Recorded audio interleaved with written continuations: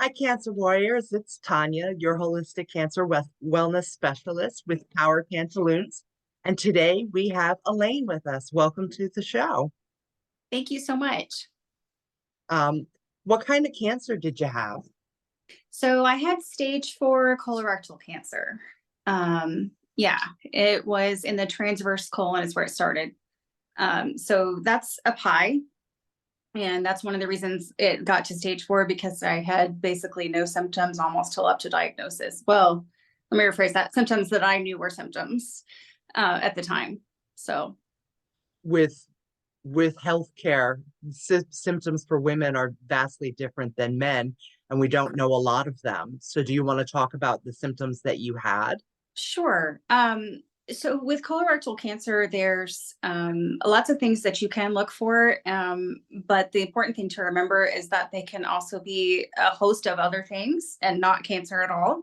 And that's one of the reasons it's so hard to detect. So if you have any change in bowel habits, as in you can't go or you're going a whole lot, that's one of the signs. Any blood in your stool, or if it suddenly turns like a dark color, that's a good indication that there might be blood in it.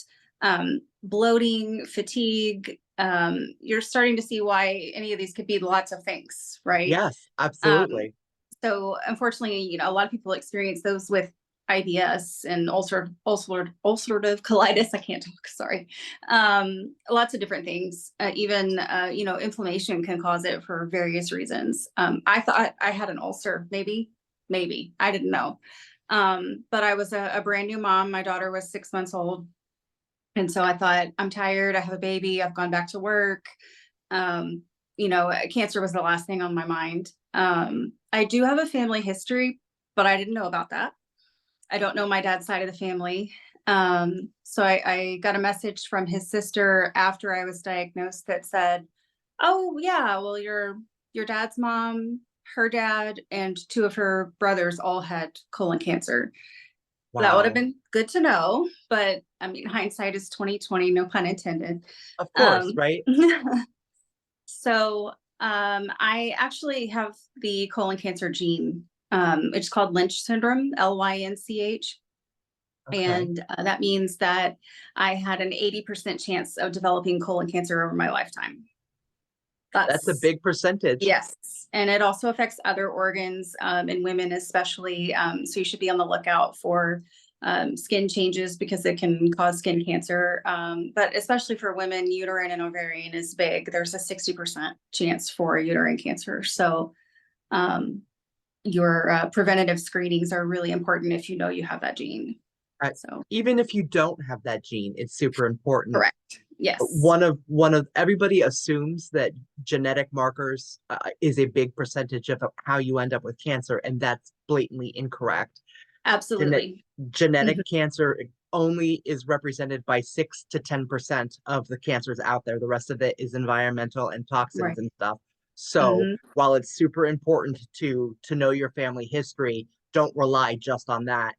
The Correct. bigger important thing is to do your testing, your routine testing, your Mhm. follow-ups. Follow the recommended guides for that. And Yeah. if you do have cancer in your family, step it up. Right. Absolutely. I think for me, it means that I need to be more diligent, but it doesn't necessarily mean that someone with no family history, or maybe you don't know any of your family history. A lot of us have no idea where we come from. Right. Um, and so anyway, it's really important to find those good doctors and be diligent for yourself because good doctors are hard to find. um, They are, Elayne. When were you diagnosed? this was 2016. My daughter was born in March. And my birthday is in September. And so, right after my birthday, like a matter of days, I started getting sicker. And at the time, like I said, I had kind of a dull ache in the stomach area, and I was a little bit nauseous, and I was stressed because I was a new mom and I'd gone back to teaching. And I thought, okay, well, I had an ulcer in college. I bet it's back. So I went to urgent care, and I know everybody says never go to urgent care, but my doctor was retiring, and with the schedule I had, I was like, I just need to get in somewhere. So that's what I did, and it's associated with the hospital we use, so it wasn't a random one. But that doctor, he said, yeah, I agree with you. You probably do have an ulcer. And he gave me something for nausea and he sent me home. Yeah. So I would like to think it's because it's urgent care that they didn't do any scans or tests or anything. But in all likelihood, it's probably not. That's just the way things go. Have to advocate for yourself. Yes, ma'am. And so about a week later, I wasn't keeping anything down at this point. I now know that was because there was an obstruction and it had finally gotten big enough that it was, blocking off things, and the tumor was pressing on the stomach. So that's what was causing me to, part of what was causing me to throw up and feel nauseated. So So I went back. so that was a good thing, right? Because it helped you get your diagnosis. Yes. And so in looking back, you're absolutely right. It was a good thing, because if it hadn't done that, I might never have gone anywhere or known. Yeah. But at the end of that week, I went back to urgent care. I saw a different doctor, and he said, well, we've already seen you, so I need to send you to the ER. And Tonya, I was so mad. I thought, that's for sick people. I am wasting their time. And so, Oh, um, oh, I have a history of kidney stones. And so I have a lot of PTSD with ERs, and they don't believe you, and that, all that whole thing. And so I and just didn't want to go. and being a woman makes that extra challenging because of the Yes. gaslighting we receive when we have valid symptoms and we talk about them, and we're just yeah. And you're accused of being a drug seeker, and you're, all kinds of things like that. Yep, I had exactly. experienced all of that. And even when, it's over and I can show you a 6 millimeter kidney stone, I wasn't thinking, you know, um, but I know a lot of us have experienced that, most of us. But anyway, they sent me to the ER next door. And when you have any kind of abdominal pain, they do a CT scan. Good. My husband met me there, and I was still saying it was unnecessary and I need to go home. And the doctor came in with a nurse, and I knew if he wasn't alone, that wasn't a good thing. And he said that I had a grapefruit-sized tumor on, or coming out of the colon, and spots on the liver. And I asked if there was any possibility that was benign, because at the time I knew nothing about cancer or anything, and he said, no, benign tumors don't spread. So that's how we found out. And they ferried me off to another location of their hospital about an hour away that just had more Resources. resources. Yeah, thank you. And they sent in a chaplain. They told me to get my affairs in order and that there wasn't anything they could do. So I asked to be transferred. They said no. So they What? discharged me. Yeah, I know, crazy, right? How dare. I know. And I now know that that is not right. It was a teaching hospital. And I That think that was the a lot. audacity. Yes. But if you think about it, I was young and I had a rare cancer, because colon cancer is supposed to be for like old men, right? Yeah. And so it was a teaching hospital, and I really think it was like, this is, my residents are never going to see this again. So they didn't want to transfer me. That, or maybe money, or maybe ignorance. I don't know. I'd like to think the best of people, but it's hard sometimes. It is. And I'm super happy and grateful, Elayne, that you advocated for yourself and continued forward, because a lot of people just accept their diagnosis and just go home and quietly die. And Yeah.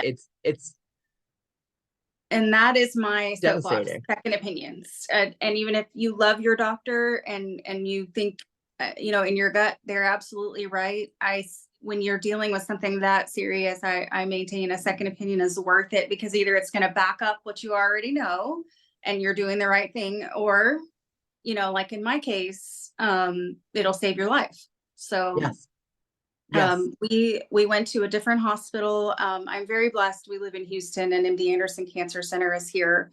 And so we got an appointment there. It was several weeks out though. And Those weeks are terrifying, aren't they? yes, they are. And I knew at the time I didn't know. I know stage 4 cancer sounds serious, and this sounds dumb, playing it back in my head, but at the time I don't think I realized I was on death's door.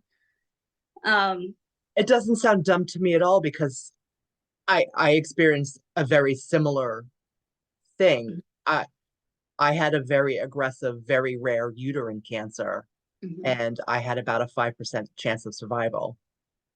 And I that didn't ever occur to me that I actually was going to die, right? Like there was right. fear there, but I never really accepted that. And I Mhm, think that's part of why I was able to come through it. I mean, I had an amazing support team and amazing doctors, but I also advocated for myself. Um, Most cancer presents in blood work, right? mhm. There was no markers at all in mine, and when they took out my uterus, there was over 10 pounds of cancer. Oh, So yeah, I had a bowling ball size tumor yeah, in me, right? A healthy uterus is only 4 ounces. right. Yeah, Right. And they had crazy. to actually do a DNC to find my cancer. And I just my doctor, bless her heart, when a test came back, she's like, it's negative or inconclusive. The next step would be, do you want to pursue? And my answer was always, yes, there's something wrong. I knew there was something wrong, and we just Mhm. kept moving forward. That's awesome. And it's really hard to do. I had no idea I needed to become, an advocate for myself like that. It's learn as you go. Unfortunately, I wish there was more set up to help prepare people for that. Um, That's part of why I do this is yes. to educate people. And one of my biggest soapboxes is advocate for yourself. And if you can't do Mhm. it, find somebody who will do it for Yes. you. I Yeah. will happily help you advocate for yourself. Yes, absolutely. And but back to that, I didn't know I was at death's door. I was perfectly willing to keep that appointment like 3 weeks out. But my best friend, she works for a different hospital, but she said, MD Anderson is a state hospital. They have an ER and you're really sick. And I'm totally ignorant. And I'm going, they have an ER? What? It's a cancer hospital. I mean, but of course, yes, they have an ER. So we went and we told them I have an appointment, but I'm really sick. I wasn't keeping anything down. I'm in horrible pain because by this point spasms had started from the obstruction and everything. And so they did their own scans and they came back and they were like, okay, we agree with the assessment, but instead of telling me to go home and get my affairs in order, they said we can't promise anything, but if you'll fight, we'll fight. Yeah. And they did, and they saved my life. And I knew it wasn't guaranteed, but like you, it never, the gravity of the situation never sank in, I guess, until it was over. And that's a whole, PTSD when you're done sets in, and it's that's a whole other thing. But during it, it was like just one day at a time. You're in fight mode the whole time, and it was like come hell or high water. I have a 6-month-old baby at home. I'm not going to die from this. Right. So The one day at a time, blinders on, yes, blinders is is a great word. Yeah. yeah, like it just kind of bubbles you, and you just have to keep going. Mhm. Yeah, for sure. Have to just plod on. Mhm. So, I don't know about you, but we did um, several kinds of treatment. Um, so we did chemo and surgery, and then we ended up doing immunotherapy. Um, so I don't know if you know anything about that, but with the having Lynch syndrome and that particular gene, at the time it wasn't even FDA approved. It is now, but if you it now it's the standard of care if you've failed other treatments. But that particular gene, I'm very grateful for now because it made me eligible for the immunotherapy, and that's what ended up saving my life. So it Yeah, took 3.5 years, but I've been no evidence of disease for almost 5 years. So that's fantastic. yeah, it You're back in I'm the a normal miracle. pool. So, The yes. normal pool. Yeah. Which it's heartbreaking that the normal pool is one in every two will have some kind of cancer before they die. That's the It's current insane. statistic Yeah. Yeah. according to the American Cancer Society, and it's a disgusting number. When Mhm. I was diagnosed back in 2007, the number was 1 in 3. The number is Wow. not going in the correct direction, No. and Mhm. you know, that's a whole different ball game on why I think that might be, and it's a whole different platform, and it's crazy to me that it's doing that when we are as technologically advanced as we are, and Mhm. with uh sound that can destroy tumors and Mhm. light. I why are we still, why is the standard of care still just chemotherapy, surgery, and radiation when there are so many other things that you could pull in that are gentler on the body, less destructive on the body, that work? Mhm. And it boggles my mind. And Yeah. when you talk to an oncologist about it, they don't want to hear about it because they can't hear about it because of how the laws are written. And Mhm. it doesn't seem to me like it is healthcare. It seems to me like it is pharmacare. Yeah, and I completely agree. It's slightly different at MD Anderson. They have a more open mindset to all styles of care. And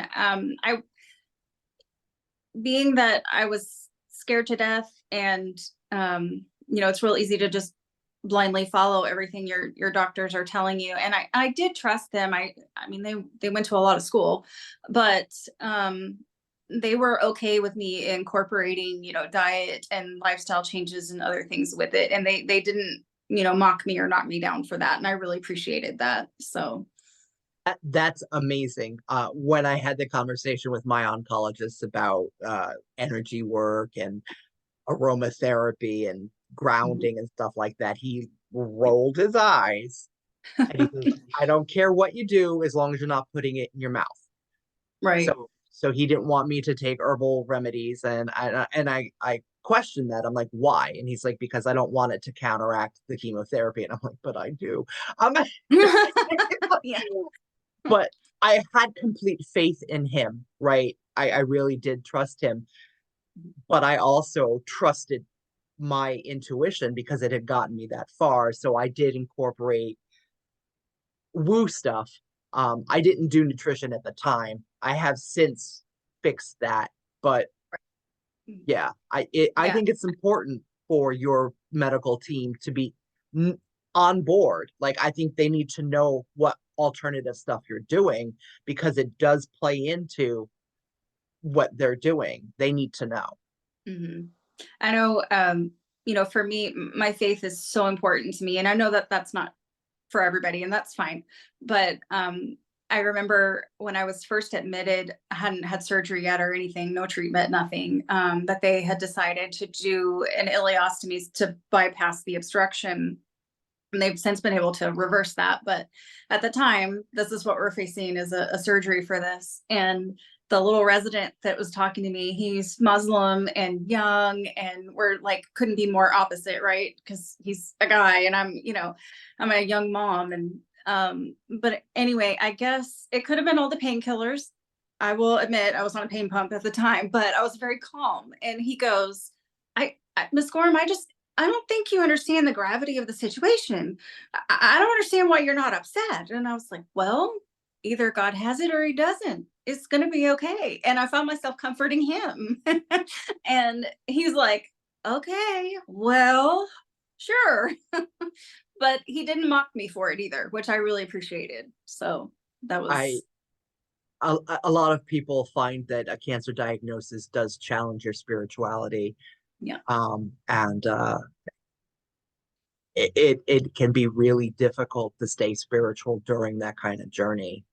Mhm. Um, with the why me's, and then Absolutely. Yeah. you know then of course there's the why did I survive when my this loved Oh, one did not, and there's survivor's that guilt is so hard. Yes, I lost several coworkers and friends during my fight, like before I was declared no evidence of disease. So I'm, walking the halls and I had coworkers that couldn't look me in the eye because they were grieving the coworker we just lost and yeah, wondering, am I going to lose you too? And then I'm feeling guilty. I'm still here.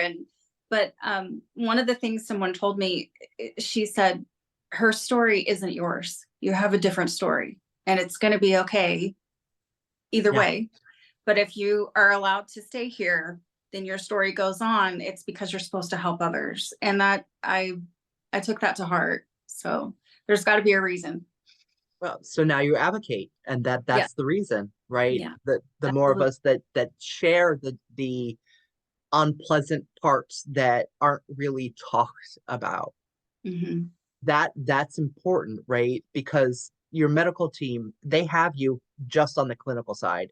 They don't have you with the PTSD, they don't have you with the spirituality, they don't have you with the woo-woo stuff. They don't have the rest of it. And you need Right. that support. So I advocate strongly for mindset, having the right support network. Your friends, family, and your medical team, they all need to be in alignment with the fact that you're kicking cancer's ass.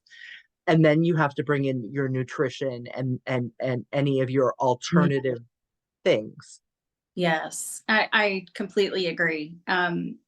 I had not been one that had ever really been to counseling or anything before all this, but now I'm like absolutely an advocate for that. Mental health is so important and it has such a stigma anyway. But you know, when you've been through a traumatic event, cancer or otherwise, there are just so many things that come after. And you're like, I rang the bell, I'm cancer free. Okay, well now the hard work starts. You know, you Yes, think the physical part was the hard part, but it really wasn't not. for me. It So wasn't for me either. Like the year journey of with the blinders on, not imagining ever a time after cancer because you're just mhm, in it one day at a time, step and blood work, and then we have another appointment, then we have a radiation, and then we have eh, yeah, just yeah, in the motion of just being the diagnosis, right? And then when the doctors release you back into the wild with no preparation whatsoever, well, what am I supposed to do now? I spent the last year of my life being a cancer patient, and now I'm supposed to go back to normal life and right. go get a Mhm, job and act like nothing happened. Like, mhm, and exactly. for Yeah. me, with the uterus cancer, a friend of mine put it very succinctly when he said to me, he's like, the your divine feminine, the thing that defines you as a woman, tried to murder you. Of course, you're not going to Yeah. be okay with that, right? Like, Yeah. you're going to have to process some stuff. You're going to have to work through that. And that's where the real journey began. And I spent the next 5 years realigning myself with that, and not easy. No, it's not. Finding, I'm not sure at 32, I really knew who I was anyway when I got diagnosed. And then you, like you said, you become the cancer patient. That's who you are. That's your identity because that's every day is a fight and all those appointments and everything. And then, you know, when it's over, it, finding out who you are now. Okay, I had cancer. I'm a cancer survivor, but who am I beyond that? What is my purpose? How does that incorporate into it? You know, it's um I had an identity crisis when it was over. It was like, who am I besides a cancer patient? I'm a mom, I'm a wife, I'm a friend, I have a job, I have, you know, but Refinding Elayne was yes, difficult. it was. And, you know, you think she's there waiting for you, but I had to dig her out of the grave that everybody put her in. So Yeah. it's taking off Say those that grave again. clothes is Wow. difficult. Yeah. Yeah. That's a statement right there. I had to dig her out of the grave that everyone put her in. Hmm. Yeah. Because I mean, like you said, you had a 5%, I had somewhere around there, 2 to 5% survival chance. And, and, you know, when you're in it, you try not to absorb that. But when it hits you, when it's over, it's like, holy crap, you guys put me in the grave and then told me to fight. I mean, that's I hard. I didn't actually have that against me. I like they said aggressive and stuff like that. Nobody ever actually gave me an expiration date. and nobody had any conversations in front of me about getting my orders, Yeah. my affairs in order, or nobody talked about me possibly dying in front of me. What they Yeah. did behind closed doors is their business, not mine. Yeah. So it was, The first hospital told me that. MD Anderson never said that. They were big on not talking like that. One of my doctors, he told me, he said, a positive attitude won't save you, but a bad attitude will kill you. So I that's, absolutely agree with that. yeah. One of the things that I did every day is when I got up, I visualized that I was putting on a pair of Wonder Woman's underwear I because love Wonder it. Woman doesn't die. And that's Yes. that's why it's called Power Pantaloons, Mhm. right? Because That's awesome. it was a physical representation of me actively deciding to live every day. Mhm. Yes. And there was a lot of things on my to-do list, right? But that was the one thing that got done. I won't say every day because that it didn't happen every day, but Mhm. 95% of the time that was a thing that happened. And I do credit that one action with a lot of the reason why I'm still here, because where your mind sits Mhm. absolutely makes a difference. I have seen people I love choose to accept their diagnosis Yes. and not fight, and it's devastating to watch. Mhm. um but you have to watch from a place of no judgment because you don't know why they made that choice. Of course, yeah. I mean, and I know not everybody is healed on this side of heaven. That's a fact. But I like you said, I don't think we have to decide that that's okay until that's what happens. I mean, I was ready to fight up until the very end. I never reached that point of I want to give up. I can't do this anymore. And I don't mean like I didn't have horrible days. I always say God in my shower know how I really feel. I mean that's where I had my breakdowns and my that's normal. But Yeah, you know you can't stay in the pit. You can visit it a lot. That's fine, but you i can't stay there. I So remember one day very specifically where I was done, absolutely done. I'm going to say this to everybody: if your doctor asks you if you want a port and you don't know what it is, or if they ask you any question and you don't know what it is, clarify what it is. I mhm. was asked if I wanted a port. I said no because I didn't know what it was. He didn't explain it to me, and I didn't ask. So I blame both of us. But because of that, after my first round of chemo, I had no veins because Oh, chemo oh, destroyed all of it. So when I went in for round two of chemo, I woke up that morning, had to put my 18-year-old cat to sleep because she oh, chose that time to go. And when I got to the hospital, it took an ER nurse 45 minutes to put an IV in me. wow. Yeah. And right before she managed it, I did. I said, Divinity, she has one more opportunity. Other, I cannot do this anymore. This Yeah. is now in your hands. Yeah. And by the grace of the divine, she nailed the next stick. And that was the one time during my journey that I was ready to give up. The rest of the time, I was plodding through it and just hopeful and not cheerful, but I mean, I obviously gray, pale, looked like death warmed over, but Oh, sure. Yeah. Yeah. willing to continue the journey. But in that Yeah. one moment, I was just done. And I think my moment was after we finished chemo and surgery, and I went for my next appointment to find out what the next steps were. Um, and my oncologist brought up immunotherapy because there was nothing else to be done. My liver was blue from the chemo because I'd had too much of it. Um, what was left in the lymph nodes was too close to the main artery. They were afraid they would nick it if they went in. So essentially, what was left was now inoperable. And mm, he said, we don't really know. We have hope for the immunotherapy, but we don't really know. So it may just be maintenance or it may kill it. let's see.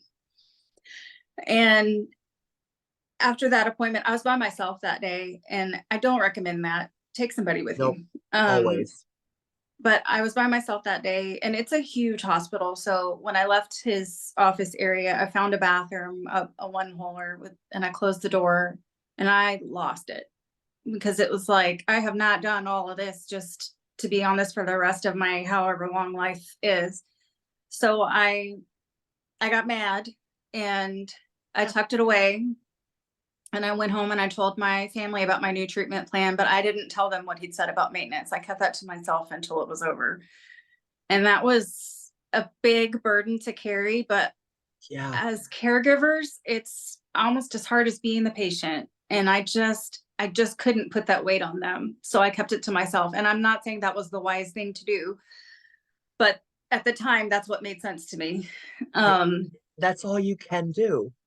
The best yeah. that you can in the moment. And Mhm. sometimes you make decisions that spare others while you carry the heavy load. And Mhm. as somebody who has been both, a survivor and a caregiver, I Mhm. can see it from both sides, as you can, right? And not wanting to gift the people that are supporting you in the time you need it the most more burden. I understand that completely. Yeah. Well, and for selfish reasons, I needed them to be my cheerleader. And if they lost hope, where was I?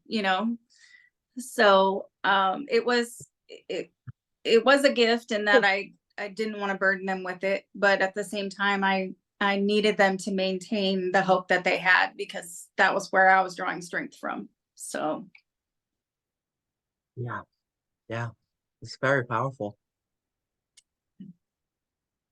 Wow. I just need a minute, no, it's right? Like, okay. It's okay.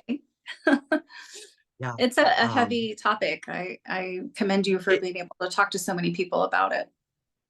it is a heavy topic. But like, having gone through that gave me my purpose in life, is to Mhm. help other people navigate their diagnosis, with dignity and grace as much as you can in that kind of situation. And there are definitely going to be moments throughout that journey that are just shit shows. Like, there's no Yeah, other word for it, really. absolutely.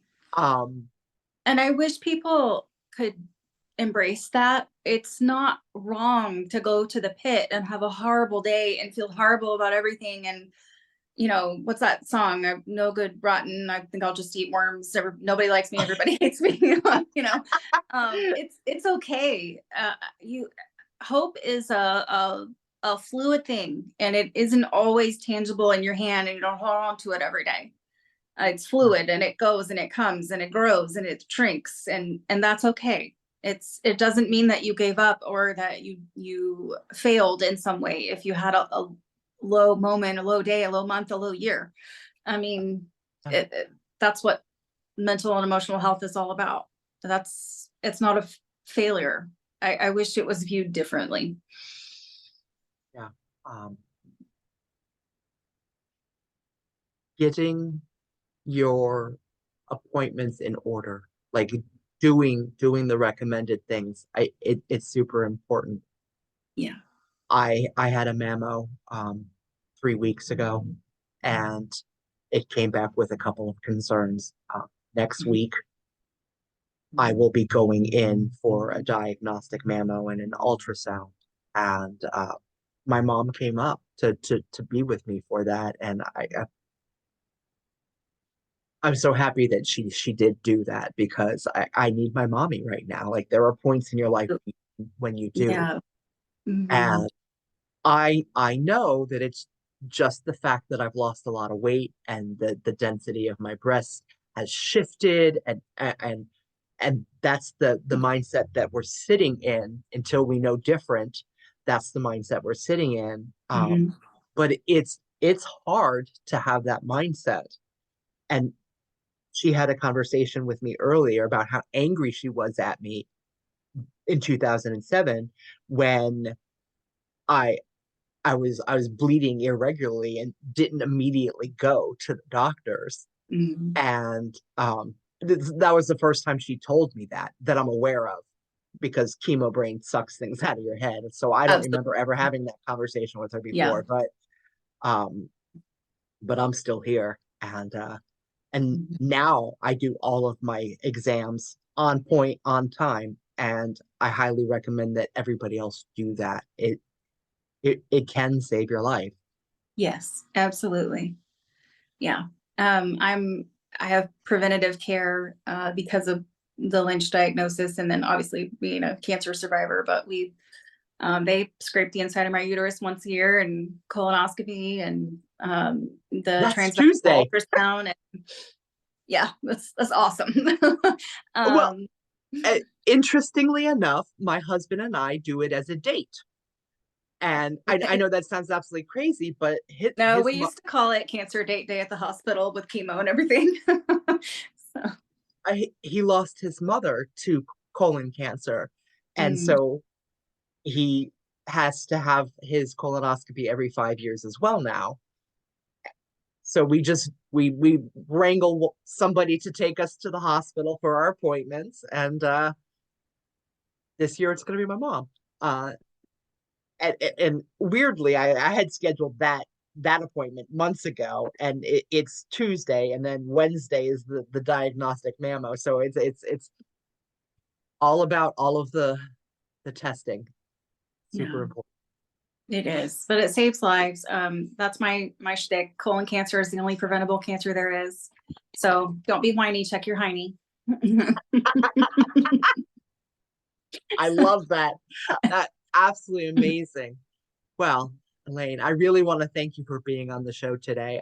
I appreciate all the wisdom and your vulnerability in sharing your story. Thank you so much for having me. I really, really appreciate it. Uh, Absolutely. Until next time, Cancer Warriors, go get your annual exams.